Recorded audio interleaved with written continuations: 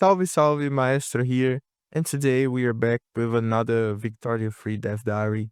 Now we're gonna see the military improvements they are gonna add in the 1.9, and this won't be a military rework, although it will gonna add some quality of life improvements, which are very welcome to the Victoria. I think I have a very polemic opinion about the military system is that I don't think it needs a major rework as most of the community wants, because since the key free is more focused on economics or diplomatics, I think that this more simplified military system is great in order to make the game more easy and focus what really matters on. Although I know that most of the community wants a military rework because most of the grand strategy players community love the military system of the games, and we just need to see like Hoi 4 I think it's the most played, and the game is basically about militaries. But okay, let's see what they got for us. And here we actually have a little bit of a spoiler because it seems like they're gonna be uniting some fronts by some metric, which is very welcoming for avoid the spaghettification of the wars. But let's go. Hello, Victorians. I'm Lino, game design lead on Victoria Free, and I welcome you all to another Dev Diary and wish you a happy Thursday. Today, we're looking at some military changes that are arriving with the free 1.9 update coming to you on June 17th. So, obviously, Warfare has some issues which we want to address.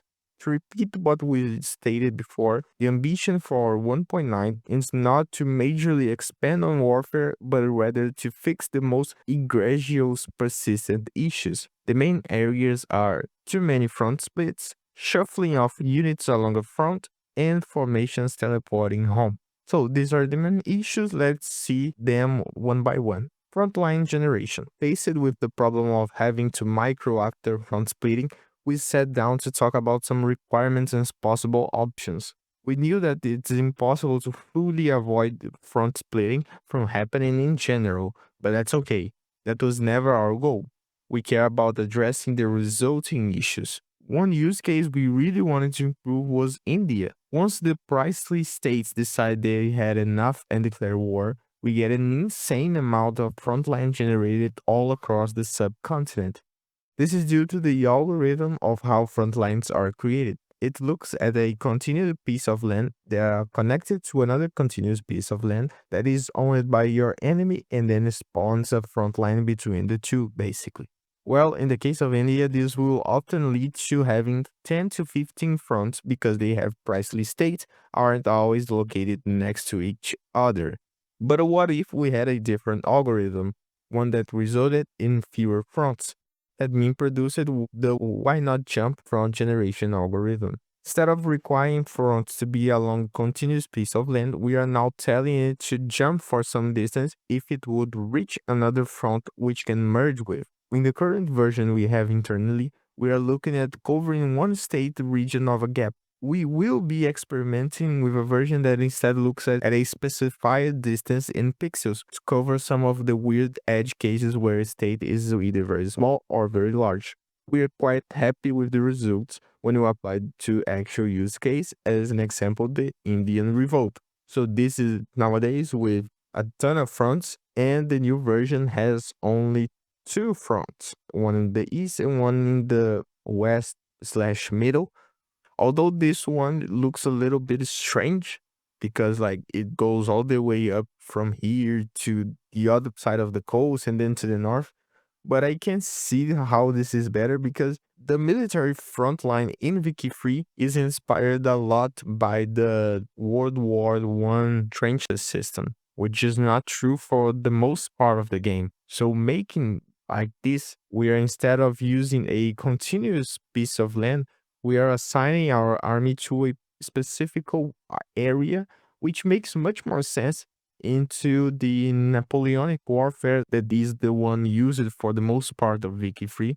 So very great changes, and I think that they need to go pixel by pixel instead of state by state because we have huge states in the Siberia while we have very small states in the middle of Europe, so pixel by pixel will be harder to find the correct amount of distance, but will be better.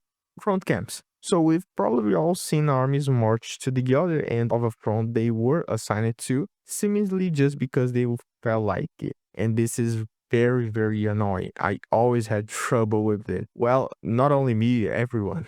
In reality, this is because armies are assigned to front camps, specific positions along two fronts to spread them out. When two fronts merge on a front split, we would reevaluate the front camps, and the armies in them were assigned to a new valid front camp. That could mean that their new camp was on the other end of the front, meaning they'd pack up their things and start marching.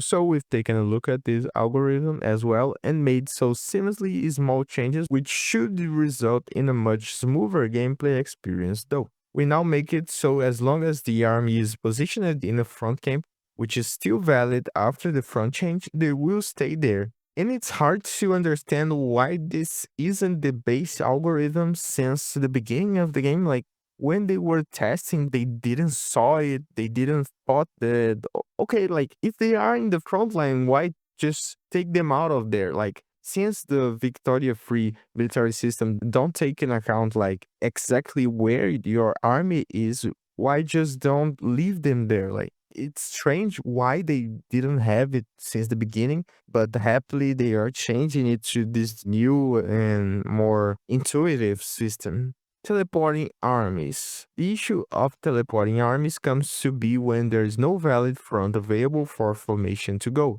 This can happen, for example, when a formation is isolated by neutral territory or the front they were moving towards being pushed into unavailable space. We always had some fallbacks for missing spline connections, for example, which allowed armies to simply march through terrains, though there wasn't really a path to find, and teleportation was our fallback solution for the worst case. But now we are refining this particular one into more of an actual feature, which should make it possible for armies to not teleport home again. What we are doing is to take a lesson from our other titles and implement an exiled army's status. Once an army finds itself in a situation they would have previously been home, now they will enter exile status and have to walk or ship home. Exiled armies have special rules. They can march through neutral and enemy territory. They are not able to attach themselves to a front. They suffer from attrition as if they were present at the front, and their organization value will drift towards zero over time. Organization supply and morale. Right now, organization is a value whose limit is determined by the commanders in the formation and used by your units. If there are sufficient commanders, it is always at the maximum value, and if there suddenly it isn't, well, the organization will drop immediately to the new target value, leaving the army shattered. What we are doing now, instead of making organization a drifting value, meaning that when an important commander dies, the target is set to 40, but it will take a while to go down from 100. Enough time for you to hire or promote a new general in that place. Negative effects from low organization also scale a bit differently now. When you have full organization, you suffer no consequence, of course. If you go down to zero, you suffer 100% of penalties. Previously, this was set to 25, but it's working better with zero and the drifting value. Another small change we are doing alongside this is that we are adding a base command limit of 10. That means that small formations, max 10 units, do not require a commander to have full organization anymore. With regards to supply, we are making some small but impactful changes too. Previously, supply impacted morale. Instead, it now affects via organization. It does so by multiplying the organization target. So if the organization target on a formation is currently 100, but the formation supply is only at 50%, the organization target will be set to 50 instead. This gives supply a lot more teeth than previously rated harmless effects. Yeah, so instead of hitting the morale only, now they are also impacting the offense, defense, recovery rate, like everything that the organization does. which is a very solid change. I think it's a great addition to the game. And finally, military access. Military access has been on our wish list for a long time. It has proven tricky in our military system to define what exactly it actually means and how we could make it work in a way that makes sense for us. I don't think I need to explain that much why having a military access system in a game is a good idea. But let's just say that it should allow a lot more countries to conduct war without a naval invasion. The way it's set up is via a diplomatic pact that two countries establish. It's one-sided, so for example, Belgium could grant military access to Prussia without being granted the same. Additionally, having an alliance with another country will inherently also provide military access. What I should explain though is how Prussia can actually make use of the military access rights they just secured. So let's imagine we play as Prussia and find ourselves at war with France. Now we'd like to open a second front with them using a route through neutral Belgium's territory into Champagne to get to Paris. Well, with the press of a few buttons we are able to do so. Once you press the Plan Invasion button, you see an interface you may know from naval invasions already, which shows all the potential invasion targets via the sea, but also via the land. When we select Champagne, we see the panel where you select your armies. Once selected, they will prepare for a while. So, it's basically a naval invasion but through land. This invasion via land will work almost like naval invasions, yes, minus the boats. While preparations are ongoing, a new front is already spawned at the point of an invasion so that the defender also has the time to react and send forces to defend. Once prepared, the Russian attackers will be able to start advancing to the new front. Now I have a question about the system because let's take a look here. The front line between Prussia and France will be here, right? And this land invasion is happening in Champagne. You can see that they are very, very close. And since we are spawning a front line in Champagne, won't this create two front lines that are very much close to each other, which will turn into one unique front line as this new system makes?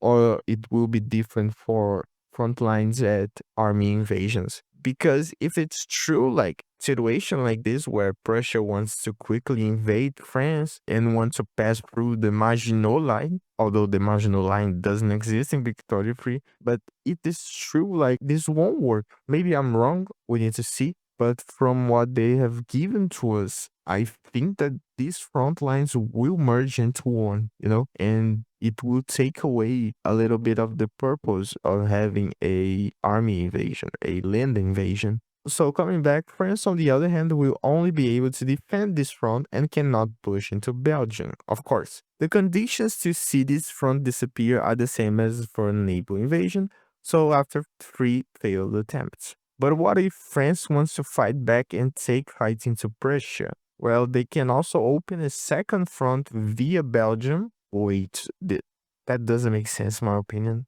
So, when any country use their military access via neutral country to invade another country, their enemies will also gain military access to the neutral country. Okay, I can see why they've done it because of balancing purpose, but from a logic perspective, it doesn't make sense. Like, let's say that Belgium hates France. Why would they give France some military access at the first place? It's not because Prussia can invade France through Belgium that France can invade Prussia through Belgium. Of course, we need to play, but again, from a logical perspective, this just doesn't make sense. And finally, just some UI improvements. Seriously, I won't go through this because it's very small. And we have our little calendar for our future dev diaries, which we'll have until June 12th, which is almost 1 week before the launch of 1.9. So I think that there are too few dev responses on this comment section, so I won't go through this, and I'll finish this video by now. I hope you liked the dev diary and I hope I helped you to understand and give you some ideas of the future that Wiki 3 can be. Comment, like, subscribe, and I see you next time.